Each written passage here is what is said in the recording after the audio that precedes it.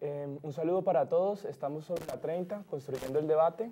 Hoy, el capítulo de hoy vamos a hablar del tema de la autonomía universitaria. Tenemos como invitados primero al doctor Guillermo Páramo, egresado de la Universidad Nacional en Ciencias Sociales con una maestría del London School de Economía, al señor Jaime Cataño, candidato al doctor canónico de Derecho, becario de la Organización Mundial de la Propiedad Intelectual y graduado del Programa Internacional de la Escuela de Leyes y de Negocios de la Universidad de Yale. Y a Jairo Rivera, secretario general de la Federación de Estudiantes Universitarios. El tema de hoy ha surgido a raíz de lo que ha venido sucediendo con el movimiento estudiantil y la reforma de educación superior, y por ende yo los invité a estas personas a que habláramos de qué es la autonomía universitaria, doctor Páramo. ¿Qué es eso tan debatido últimamente? Bueno, para hablar de la autonomía universitaria es quizás necesario referirse a la historia de la autonomía universitaria, porque la autonomía universitaria es un legado de la Edad Media. Como todos sabemos, la universidad como institución se incubó en la ciudad medieval, y en la ciudad medieval era natural que los gremios y las corporaciones de maestros y aprendices que constituían los autores de las obras que resultaban de los saberes especializados transmitían su conocimiento de generación en generación. Y ese conocimiento, que era un conocimiento escaso y raro, era también la garantía para que los gremios pudieran mantener la calidad de sus productos.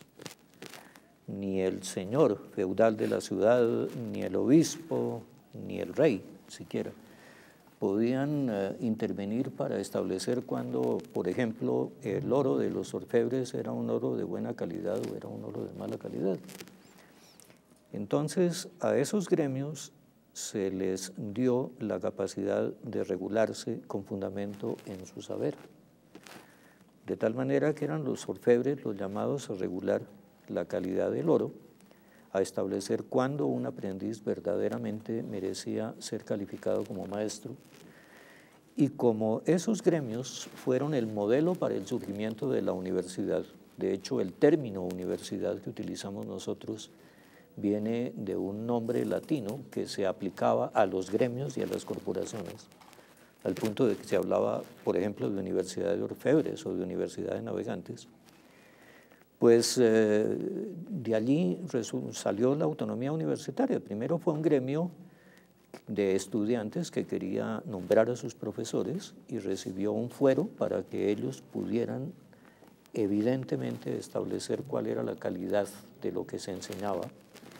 Y también, por su lado, hubo un gremio de profesores que querían seleccionar a sus estudiantes y actuar como maestros. Ese fue el caso, por ejemplo, de la Universidad de París. Y luego, con eso resultó la autonomía universitaria, que fue un fuero de la ciudad medieval y que tuvo una historia turbulenta y accidentada, que se aplicó a muchas cosas y retrocedió de muchos frentes, pero que hoy tiene el carácter del reconocimiento que hace la sociedad, eventualmente el Estado como representante de la sociedad, como es en el caso de Colombia por la Constitución, de que es en la universidad en donde mejor se sabe qué es una universidad. El conocimiento es singular porque uno no puede saber quién sabe si no sabe. Un biólogo sabe quién sabe biología, pero quienes no somos biólogos, pues no tenemos la calificación del biólogo para reconocer al que sabe. También el biólogo es el mejor llamado a establecer cómo se sabe en biología. Eso que dice... Y ese es el fundamento actual, yo diría, filosófico de la autonomía universitaria. Es la universidad en donde está el saber de más alto nivel en una sociedad, porque la universidad sigue siendo esa institución, pues la llamada a reconocer ese saber y establecer cuáles son las formas para difundirlo. Muy interesante, doctor Páramo. Entonces, doctor Cataño, un contexto más actual de hoy en día, ¿qué es la autonomía universitaria? Sin duda alguna, la autonomía universitaria es un derecho fundamental de las personas que se congregan y se organizan en lo que conocemos como universidades, recogiendo esa tradición histórica que muy acertadamente el doctor Páramo nos ha evocado en su intervención. De otra parte, jurídicamente la autonomía universitaria, además de ser un derecho fundamental dentro de la teoría moderna de los derechos sociales fundamentales, es un hecho jurídico. ¿Y por qué es un hecho jurídico? Porque el derecho no crea realidades. En este caso particular lo que hace es que reconoce una situación avalada por la sociedad, como lo es la autonomía, en una organización llamada universidad que ontológicamente se define en 4 notas principales.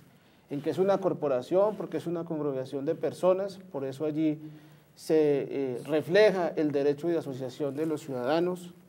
Es un grupo de personas que tienen una especialidad y un apego al libre discurrir de la razón que los hace que sean científicos, que en la universidad la cientificidad sea un elemento fundamental. Por eso lo que decía el doctor Páramo, de que los mismos sabios son los que saben cómo se enseña su ciencia y cómo se accede al conocimiento propio. Y es universal porque en ella concurren todos los saberes y finalmente es autónoma, porque esa autonomía se sustenta en la autonomía de la razón. De otra parte, complementando un poco el tema histórico que se refleja en lo jurídico que tenemos hoy en día, cuando estamos en medio de un Estado social de derecho como el nuestro, es muy importante detectar cuáles son los 3 pilares fundamentales que orientan este tema para una sociedad basada en este concepto. Y es que el hecho de ser ciudadano da la garantía de poder acceder a unos derechos que permiten que la dignidad humana sea posible.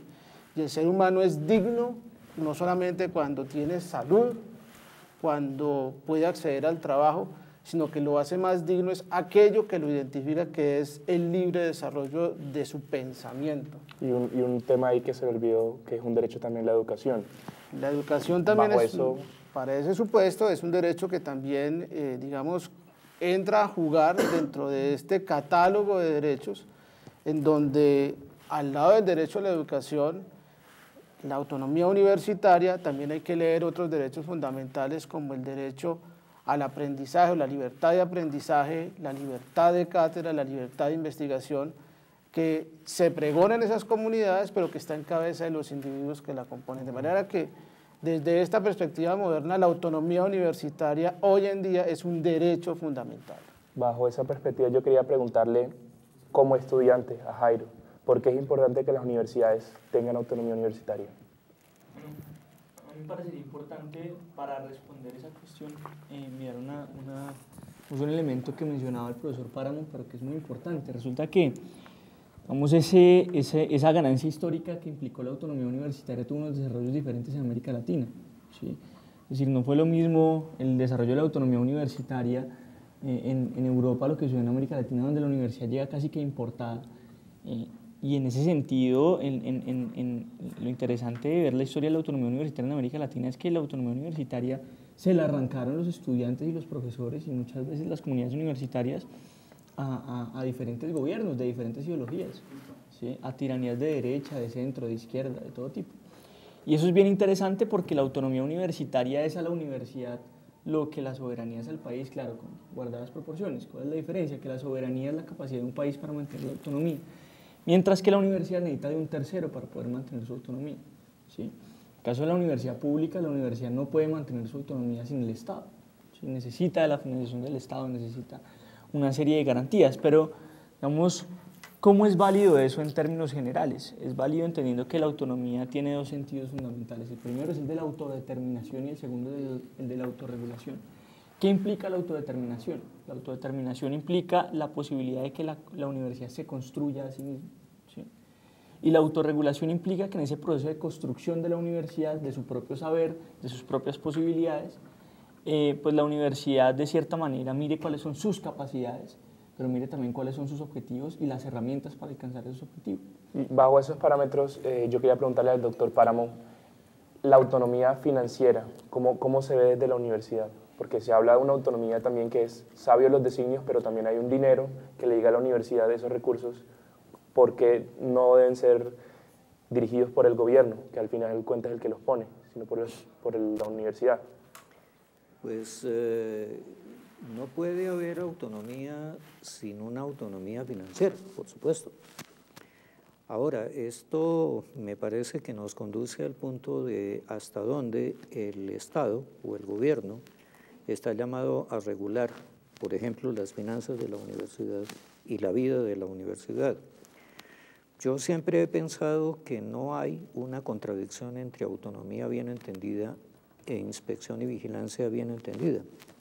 Precisamente por lo que decía, si la autonomía es el principio según el cual son las universidades las que mejor saben de universidades y son las llamadas a regularse y a determinarse, como se acaba de decir, pues también son las llamadas a reconocer aquello que a nombre de la universidad se hace sin representar a la universidad, incluso a reconocer la universidad espuria, la falsa universidad. Pero la universidad no está llamada a aplicar la ley propiamente, la universidad no es gobierno, entonces la universidad necesita del gobierno para regularse. Y yo creo que eso tiene también que ver con las finanzas de la universidad pública y privada. Yo defiendo la idea de que la universidad debe ser una institución sin ánimo de lucro, porque representa el interés colectivo, quiérase que no. Un país es aquello que se representa a sí mismo como conocimiento, esa es su soberanía, ese es el sentido de su necesidad. Y cuando el lucro interviene en la formación de la institución que representa lo que en nuestra sociedad equivale a los sabios, que son las universidades, pues esa universidad se enajena. Y si eso está mediado por el poder del dinero y el interés del lucro, pues es una sociedad comprada, de alguna manera, es una sociedad comprada y una sociedad vendida. Yo creo que en el caso de la universidad pública, por supuesto, es del interés público de todos los ciudadanos de un Estado, nacidos o por nacer, que haya un grupo de personas, una institución, que sea capaz de representarlos en el saber quiénes son, saber qué tienen, saber para dónde van, entender el mundo, el universo y darles un puesto en él. Y el Estado debe representar los intereses colectivos. El interés del Estado está en mirar las cosas más allá. El Estado debe tener prioridades estratégicas y no completamente transitorias, debe servir a lo general y no a lo particular. El Estado tiene que pensar en el futuro y no simplemente en la coyuntura y en el momento. De tal manera que la universidad pública es una necesidad social que tiene que ser garantizada en su vida por las finanzas que tiene que suministrar el Estado. Yo de eso no tengo duda. Y en la universidad privada, regular para que las finanzas de la universidad privada efectivamente sirvan al sentido que tiene la universidad privada, a su razón de ser. Eso que dice es muy importante y yo quería rescatarlo respecto a lo que mencionó la universidad privada y la universidad sin ánimo de lucro. Entonces, doctor Cataño, ¿usted cómo ve que puedan coordinar esto? Porque de alguna manera, pues, se puede ver un interés financiero en las universidades privadas. ¿Cómo funciona la autonomía en estos regímenes? Yo diría que tanto para la universidad privada como para la universidad pública, el aforismo inglés de que quien paga el músico pone la canción es una realidad, o sea, eso es una limitación. Y coincidiendo con que la tarea de la universidad es una misión que tiene que repercutir en que el pluralismo sea una realidad en un Estado social de derecho, pues ni la universidad pública ni la universidad privada puede vender su construcción de conocimiento por unos centavos o por unos pesos. Ese sería como mi primer punto de vista, porque eso sería un mal ejercicio de la autonomía universitaria. Ahora, yo creo que no se debe confundir el hecho de que la universidad deba ser autosostenible, y eso no debe confundirse con que en la universidad haya ánimo de lucro. Creo que son dos cosas distintas. Me parece que exigirle a las instituciones que sean autosostenibles es algo que no se debe satanizar. Creo que es un asunto que es de salud, de porvenir para las mismas instituciones. Pero obviamente lo que sí creo que no debe ocurrir es que sencillamente por hacer ciencia algunos hagan negocio y que se haga lo que el negocio le interese. Yo creo que en eso, en un modelo de desarrollo como el que se está planteando para el país basado en la sociedad del conocimiento, comentábamos ahora con el doctor Páramo antes de iniciar, sí es muy preocupante lo que uno está viendo en materia de política de investigación en este país. Entonces resulta que hoy los recursos en investigación están direccionados por intenciones del gobierno de turno y si uno mira las últimas calificaciones que se hicieron de grupos de investigación, pues hay grupos de ciencias sociales, pero hay unas bolsas de dinero que están muy enfocadas a intereses del Estado y el punto aquí en el trasfondo es, ¿y será que lo que los gobernantes consideran que es lo bueno para el país, eso es lo bueno? Yo creo que las universidades y los sabios, como se decía aquí, también tienen una palabra que decir sobre eso. Simplemente para contarles lo que pasa en el campo de la salud, en donde sencillamente por vía de una norma que regula la ley del talento recientemente expedida, se definió que había un comité con el ministro del Trabajo, donde asistía el Ministerio de Educación y ellos definen a qué tipo de médicos en sus especialidades patrocinan, en donde por ningún lado están los académicos opinando. Es decir, si al gobierno le parece que en este país lo que se necesita son cirujanos, entonces hay que tener cirujanos. Pero si los sabios que saben dicen es que en Colombia se necesita finalmente una política preventiva en salud, entonces no vamos a formar epidemiólogos porque sencillamente eso no le interesa al Estado. Yo creo que aquí hay un tema también político de visión de país. Claro, ese tema de visión de país y con algo que usted mencionaba que la universidad debe ser autosostenible, algunas, no sé satanizar eso. Yo quiero ver una posición de los estudiantes, de cuál es el modelo de país que se tiene en comparativa con la universidad y con esto que dice el señor Cataño de la autosostenibilidad de la universidad.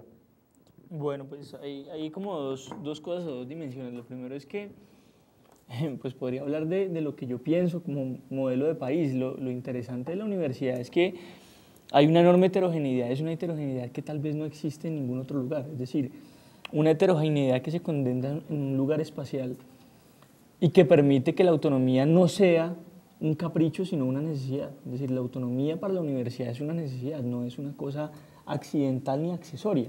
Hoy día para las universidades de Colombia y del mundo la autonomía es una necesidad y para nosotros los estudiantes lo que sí es cierto es que la autonomía se materializa a partir de la democracia. Es decir, a partir de la participación, que es un debate que, por ejemplo, tenemos muchos estudiantes en la mayoría de universidades del país. ¿Cómo lograr aumentar los niveles de participación? Pero digamos que más allá de eso hay como dos temas importantes. Desde ningún punto de vista, la autonomía financiera implica autofinanciación. Desde ningún punto de vista. De hecho, la autofinanciación lo que hace es acabar con la autonomía financiera, ¿sí? Y no lo digo, pues, digamos, por un análisis teórico, sino un análisis práctico. En el Consejo Superior de la Universidad Nacional, por ejemplo, del cual pertenezco, lo que se ve es exactamente eso. Es decir, la imposibilidad muchas veces de la universidad poder desarrollarse como universidad, poder proyectar su saber, que es lo que hace la autonomía universitaria, proyectar colectivamente un saber al que quiere llegar o múltiples saberes, por la imposibilidad de tener las herramientas para hacerlo, ¿sí? Que es el caso, por ejemplo, del Hospital Universitario de la Universidad Nacional, que no existe. Entonces, en ese marco de ideas, desde ningún punto de vista, la autonomía financiera es autofinanciación. ¿Qué implica la autonomía financiera? Implica que la universidad tiene las herramientas para desarrollar su autonomía. Claro, siempre va a haber pues una producción propia de la universidad, eso sí es imposible evitarlo, pero no es lo mismo una universidad que tiene el 80% de su financiación del Estado y genera unos recursos que, digamos, salen a partir de sus propios fines misionales, a que la cifra se invierta por completo, es decir, que el 80% de sus propios recursos los tiene que generar la universidad y solo el 20% los da el Estado. Eso ya implica una interferencia directa a la autonomía de la universidad. ¿Por qué implica una injerencia directa a la autonomía de la universidad?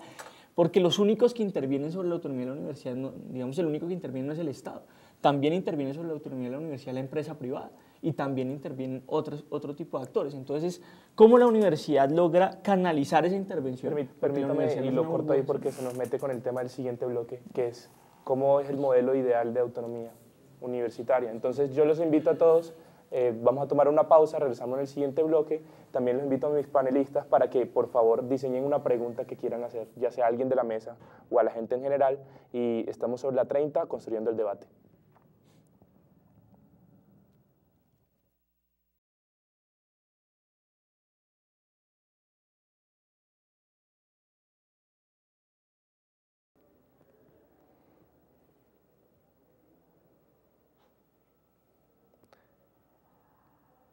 Estamos sobre la 30, seguimos construyendo el debate, el tema de autonomía. En el bloque anterior dejamos que nuestros invitados diseñaran una pregunta, entonces vamos a recoger esas preguntas. Doctor Páramo. Yo creo que la universidad colombiana tiene que ser universidad en general, tiene que ser una universidad comparable con cualquier universidad del mundo. Pero me gustaría preguntar a los universitarios, estudiantes, profesoras, directivas, ¿qué debe ser la universidad en Colombia específicamente? ¿Qué debe ser? ¿Qué es y cuál debe ser la misión de la universidad en este país, no en otro, en este? Yo creo que, pues, sobre el tema de universidad, a esa pregunta a mí me asalta otra pregunta y es, finalmente, ¿cuál es el rol que la universidad debe cumplir en la sociedad?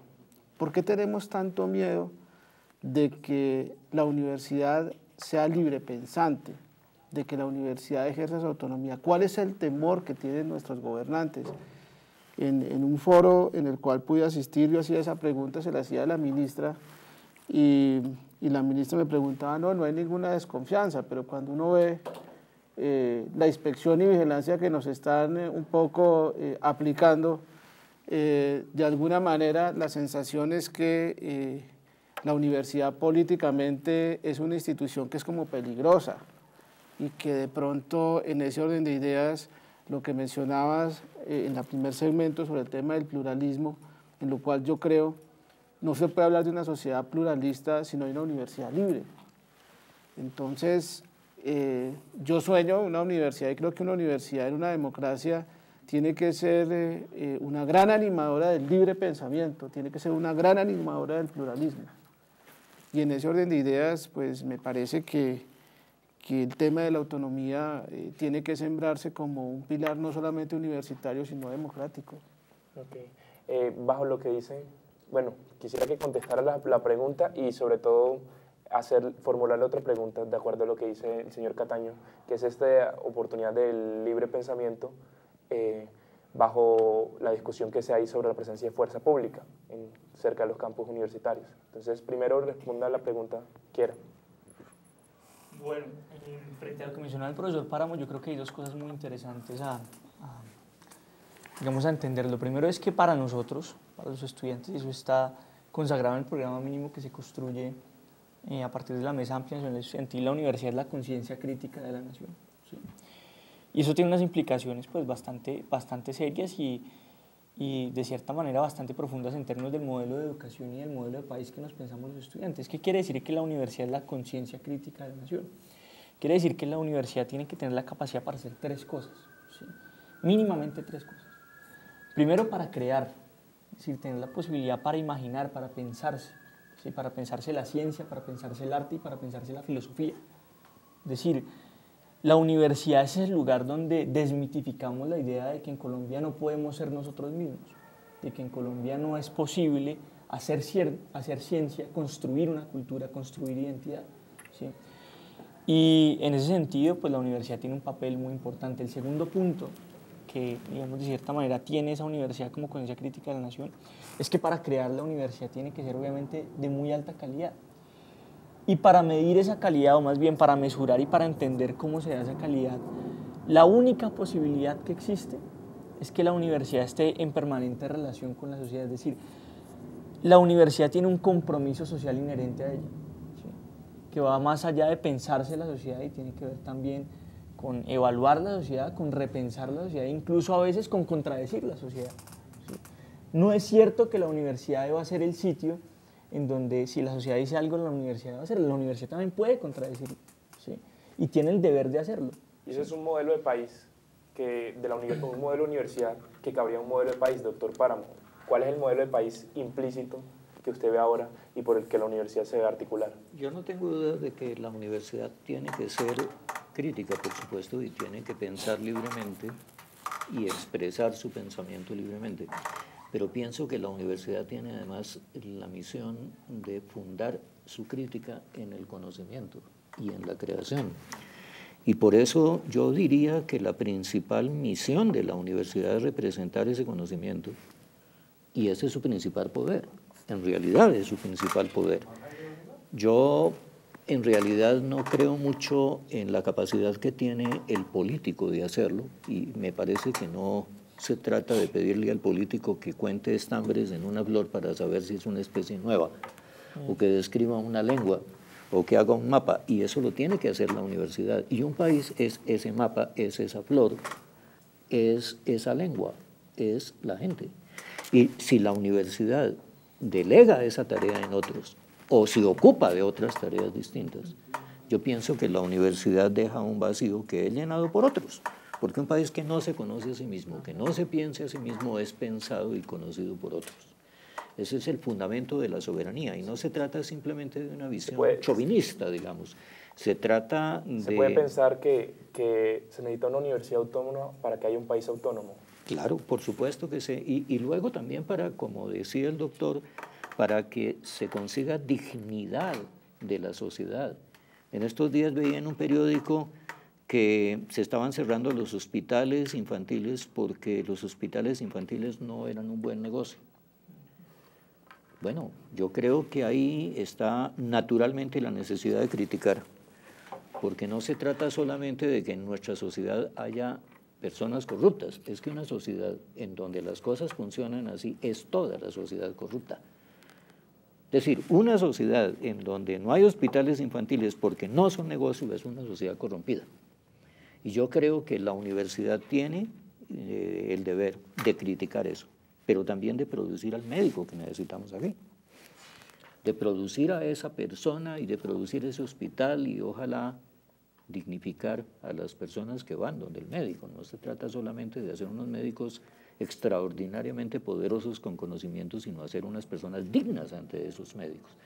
De tal manera que la universidad sí tiene una misión fundamental, ahí está su poder, ahí está su poder.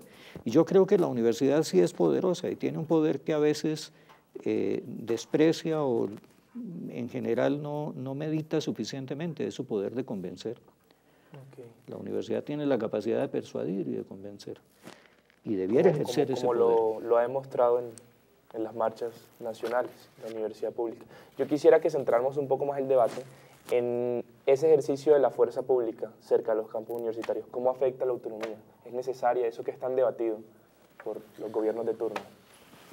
Yo además de sentirme muy privilegiado que me hayan invitado de universidad privada, y quiero con esto contar que la experiencia del último año y medio trabajando con el secretario general de la Nacional ha sido sumamente enriquecedor, y me siento con información para poder dar una opinión sobre ese tema, porque en mi universidad la fuerza pública, digamos, no ha entrado. Pero sí quisiera compartir con ustedes un punto de vista sobre el tema. Yo creo que en todo esto la fuerza pública no debe estar en los campus universitarios. La fuerza de las ideas tiene que estar por encima de la fuerza del temor que dan las armas o que da el uniforme. Pero creo que el ejercicio de la autonomía universitaria también tiene que ser un ejercicio responsable.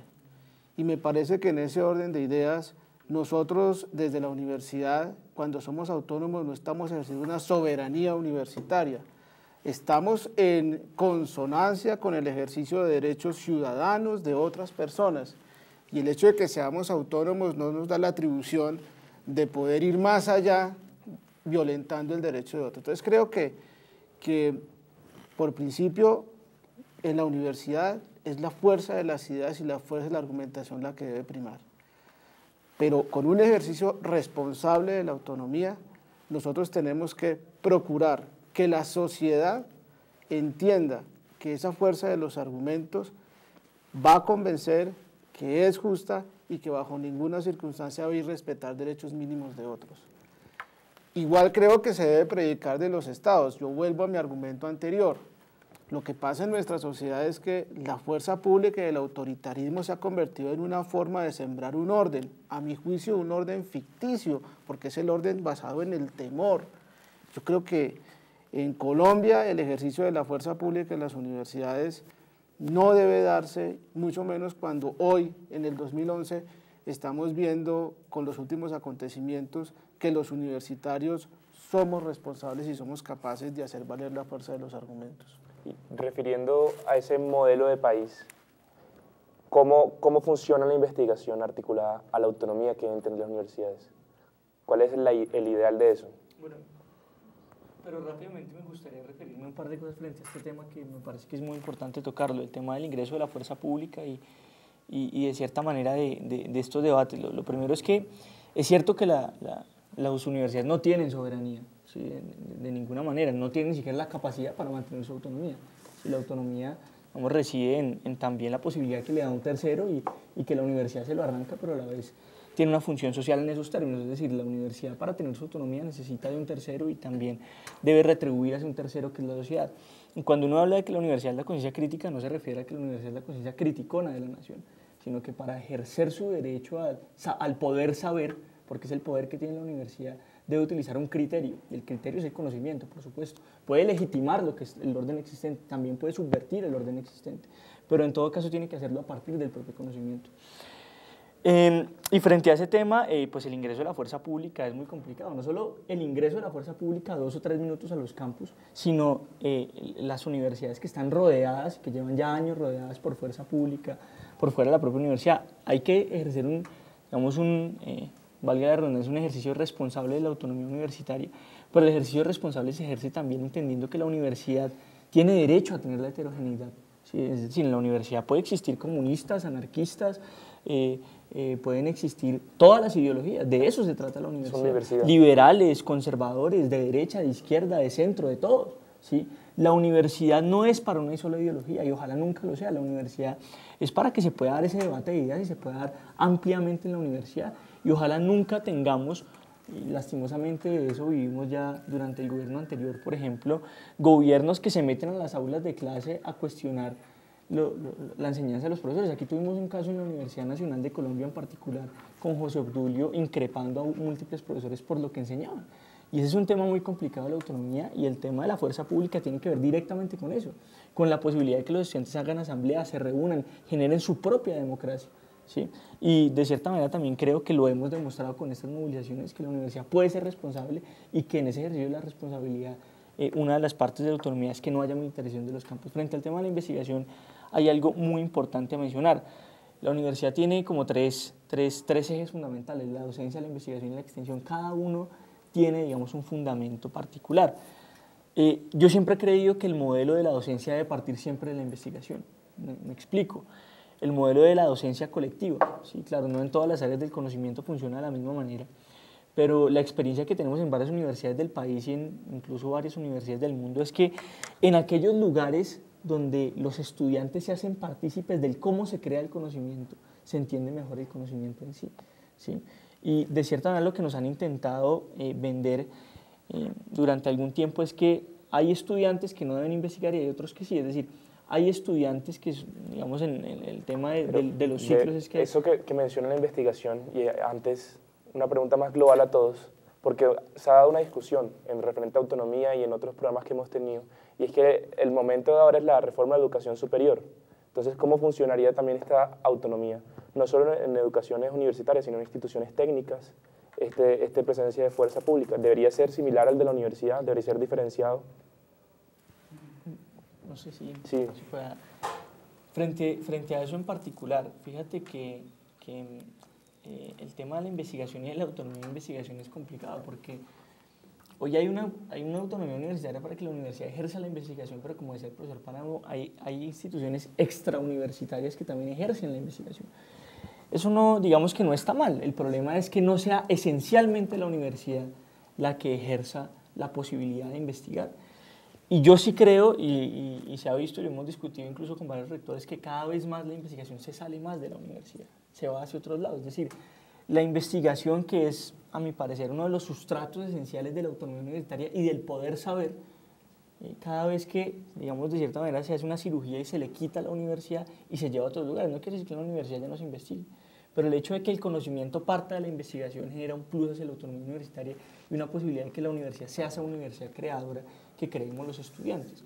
Ahora, frente a las otras instituciones, hay una discusión mucho más fuerte, más allá de si vemos el SENA o no, y tiene que ver con qué pasa con la institución técnica y tecnológica en Colombia. Yo soy de los que cree que no es cierto, es un mito que la educación técnica y tecnológica sea mala.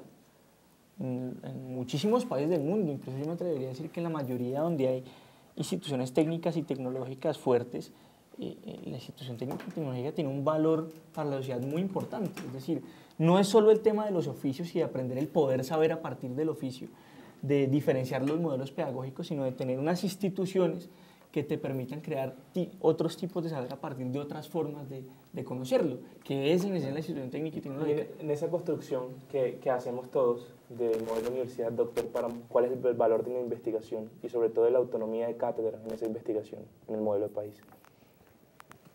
Pues me parece que es evidente que propiamente no hay una cátedra autónoma si no está fundado en el conocimiento, y ese conocimiento tiene que ser un conocimiento fundado en la investigación. De tal manera que hay una relación directa entre investigación y cátedra, sobre todo cuando se trata de la educación de posgrado. Y un país que no tiene investigadores, insisto, es un país que es pensado y conocido por otros. Yo creo, para referirme a un punto de su pregunta anterior, que la educación tecnológica y técnica es muy importante para un país, pero eso no puede confundirse con la educación que produce investigación y que produce conocimiento y que transmite el conocimiento más avanzado y de más alto nivel en una sociedad. La educación tecnológica y técnica no se puede confundir con la educación universitaria y mucho menos puede reemplazar a la educación universitaria. Y esa es una de las confusiones que me parece graves en el proyecto de ley que afortunadamente se retiró. Es que no había ahí una clara concepción de lo que es universidad. Se hablaba de la educación superior como de algo completamente genérico en donde todo era aparentemente igual.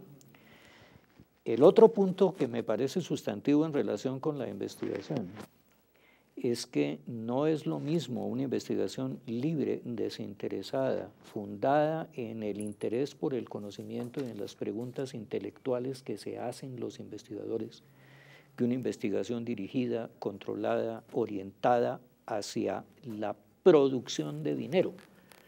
No porque necesariamente sea equivocada la investigación que produce dinero, sino que la investigación que produce dinero no es toda la investigación que necesita un país.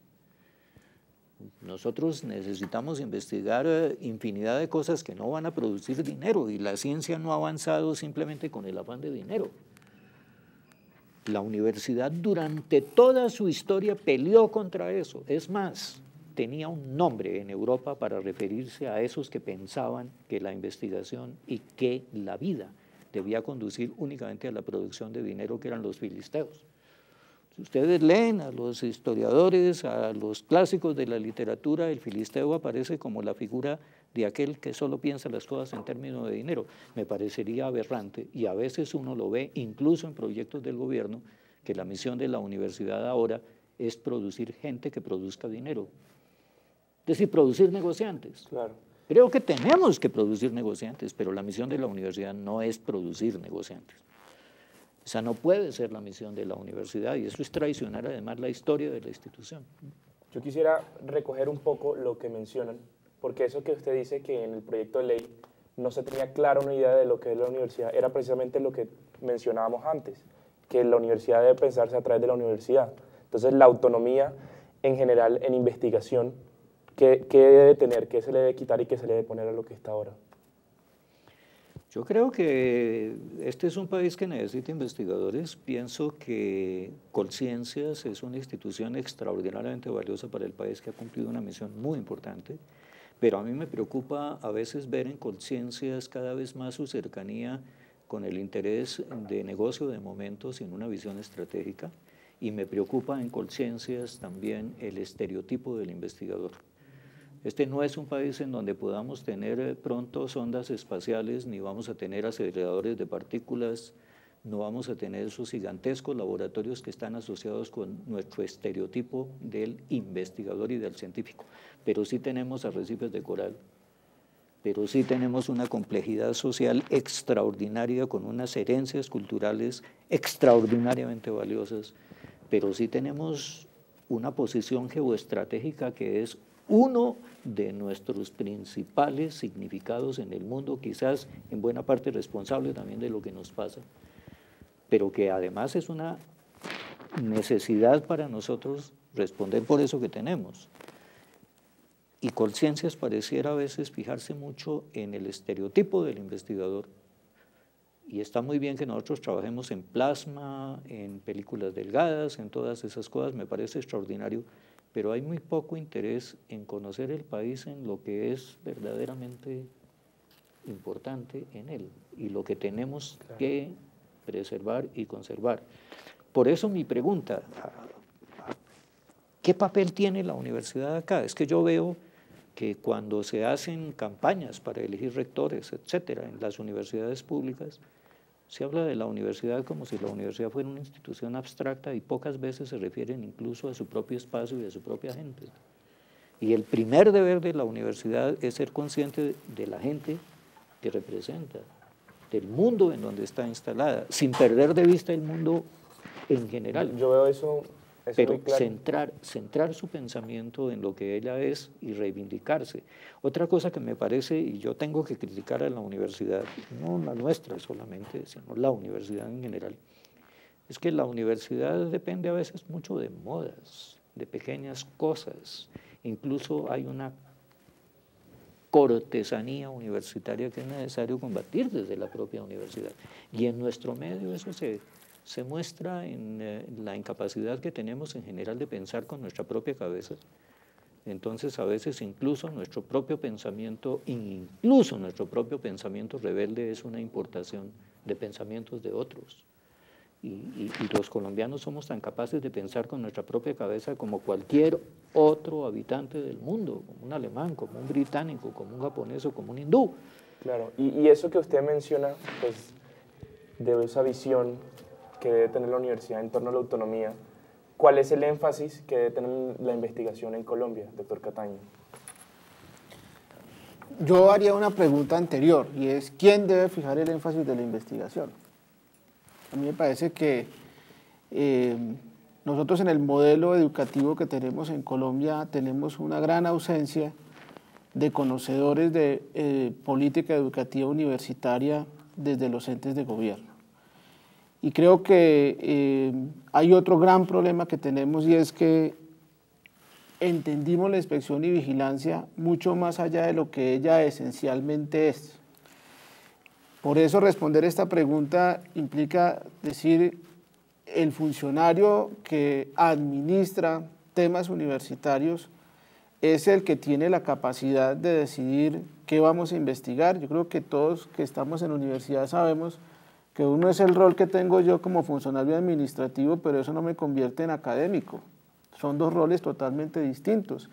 Y los que somos directivos universitarios tenemos claro que cuando vamos a definir una línea de investigación, yo no la puedo imponer por autoridad, sino que sencillamente tiene que hacer parte de una dinámica propia de la actividad académica que está. Entonces, eso sería como un primer insumo que yo daría para contestar su pregunta, y es, finalmente, ¿quién tiene la capacidad y la competencia para definir eso? Y lo segundo, ¿quién debería definir la investigación en un país? Debe ser una misión de los que saben, de los académicos, obviamente en diálogo con las necesidades y con las estrategias de desarrollo que tiene el país. Yo creo que volviendo a la idea de que la universidad no ejerce soberanía y es vecina con el vecino Estado de Colombia, sino que nosotros estamos construyendo país, pues tenemos que tener ese diálogo también con otras instancias que están mirando otras problemáticas. Y ahí yo me centro en un tema, y es que la investigación que hace de ser una investigación pertinente. Pero a mí me preocupó mucho del proyecto de ley cómo se definía la pertinencia, porque la pertinencia era lo que necesitaba el sector productivo. Y yo creo que la pertinencia es mucho más que eso. La pertinencia tiene que ser un concepto alrededor del cual se deben generar consensos y se deben articular muchos elementos que se requieren para construir país.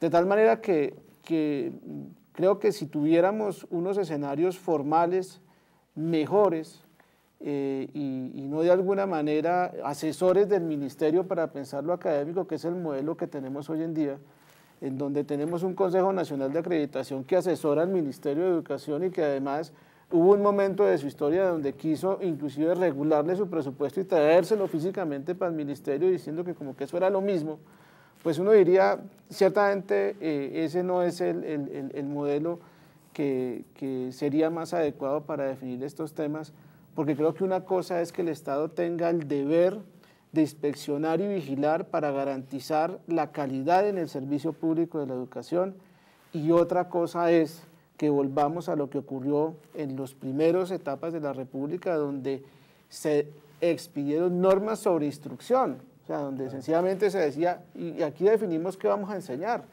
Y ese es el primer paso que da una dictadura. Si ustedes miran la historia de las dictaduras, lo primero que hace el dictador es tomar el control de lo que se enseña. Y eso es lo que pasa. De allí, con esto termino, creo que en el tema de la cátedra y el desarrollo de los programas académicos, las universidades dejamos que se sobrepasara una frontera cuando aceptamos el tema de los registros calificados como están hoy en día. Yo creo que una cosa era hablar de acreditación de alta calidad, que todos estuvimos de acuerdo en el año 92, porque tiene que ver con el hecho de que no puede haber educación de pobres para pobres y de ricos para ricos, no, la calidad tiene que ser un tema para todos, pero de ahí a que vía acto administrativo del ministerio se defina cuáles son los mínimos para tener calidad, yo creo que ahí hay un paso gigante en donde nos estamos equivocando. Entonces, recogiendo lo que dice el doctor Cataño, seguimos aquí construyendo una visión de que se necesita un nuevo modelo de país y ese tema de calidad nos deja para el próximo capítulo. Entonces, una pregunta para los tres. Desde la autonomía universitaria, ¿cómo construimos el modelo universidad? Brevemente. Yo creo que la autonomía se debe, con base en la autonomía, ese proyecto se debe construir convocando a todos los que tienen que ver con el sector.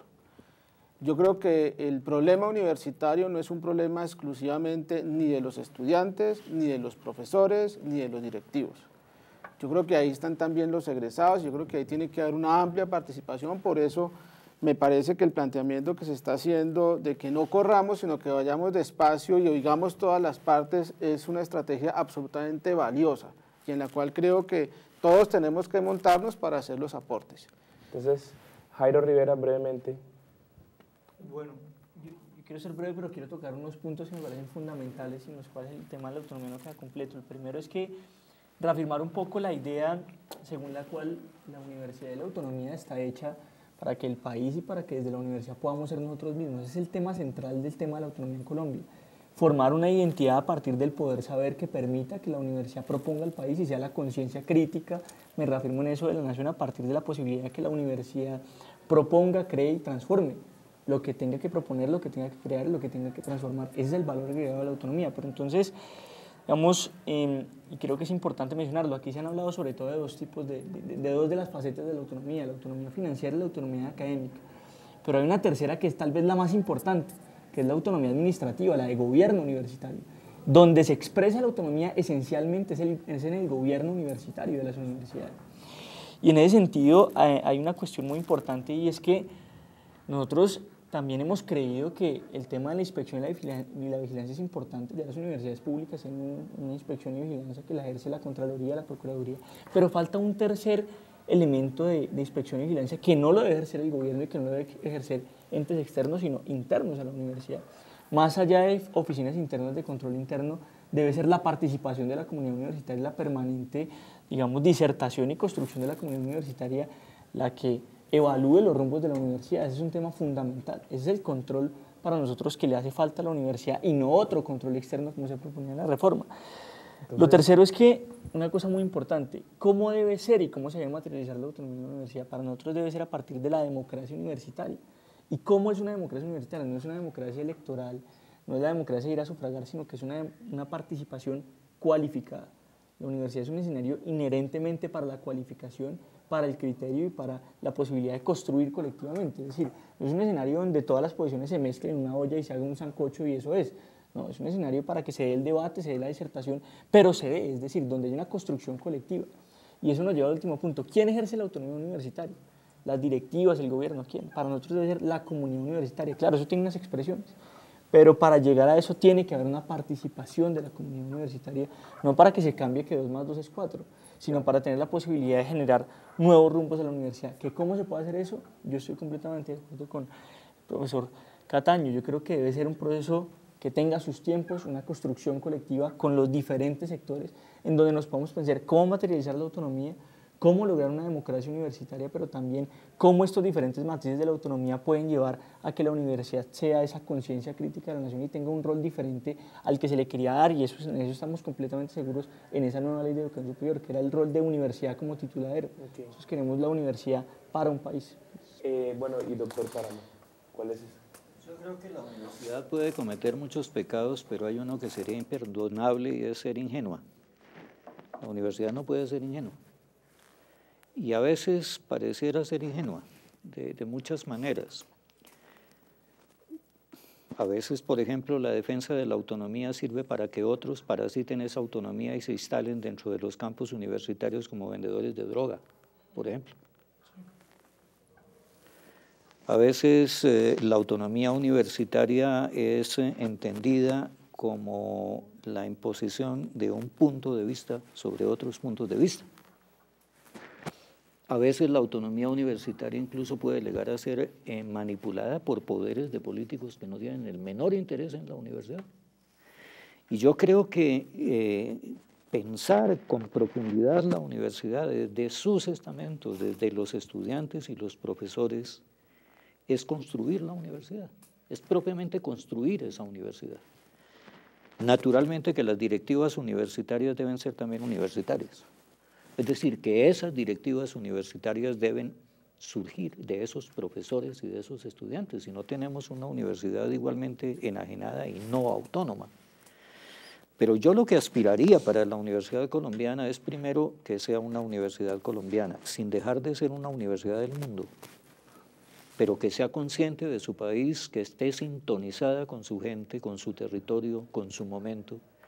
Luego que sea una universidad agresiva intelectualmente, que no tenga miedo a pensar y que no tenga miedo a pensar como los otros de otros lugares, que tenga la capacidad de sentirse suficientemente segura como para crear. Y luego yo diría también que la universidad tiene que ser crítica de sí misma. En realidad no puede haber sabiduría si no hay una crítica de aquel que se reclama sabio. Todo sabio, por lo menos es la visión tradicional del sabio, es fundamentalmente un crítico de sí mismo. Y si la universidad no se detiene en sus propios problemas, reflexionando sobre aquello que la debilita, pues la universidad no necesita de poderes externos para desaparecer. Entonces, esto tiene que ser una misión de la universidad tiene que estar permanentemente criticando. Recogiendo esto, el tema de la autonomía es tan extenso que nos da para varios capítulos. Los invitamos a que sigan viendo sobre la 30, estamos construyendo el debate, construyendo el país, construyendo la universidad. Le agradezco al Jairo Rivera, al doctor Páramo y al doctor Cataño. Nos vemos en el próximo capítulo.